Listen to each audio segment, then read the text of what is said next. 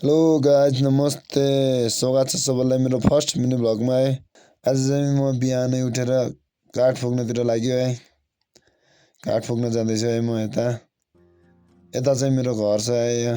यो घरभन्दा अलि माथि आइसकेँ म। आएर यसो गाउँको दृश्यहरू हेर्दै जान लाग्छु है। यताबाट हेर्दाखेरि चाहिँ माथिको हिमाल अलिकति राम्रो देखिरहेछ है। सो गाउँको सुन्दरता हेर्दै माथि माथि गइरहेको छु है म अहिले। यताबाट हेर्दाखेरि त झन् दामी देखिने रहेछ त यार गाउँ त।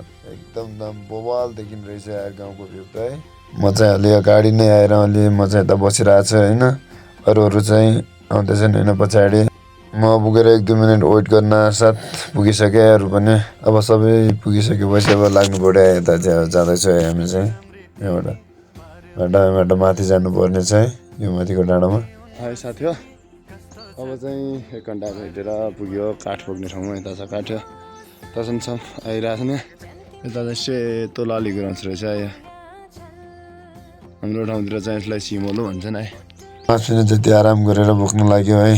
यता जाने काकाले ल्याउँदैछन् न। दुई दुई कहाँ राख्किन्न रे दाइ भनिरहेको दुई चाहिँ सकिन्न भनिरहेछ है दाइले।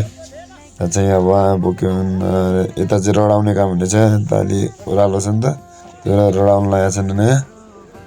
यो चाहिँ रडाइसक्यो यता। यहाँ चाहिँ यो चाहिँ झाडीमा रह्यो क्या रडाउँदाखेरि। यता झाडीमा रहेर यतै छ। फाइनली गाइज हामी चाहिँ यसै घरको लागि काठ पुग्न गयो होइन। पुग्दा नि पुगिसक्यो। यस्तो छ यो घर। माथि माथि आउँदैछन् आज चाहिँ।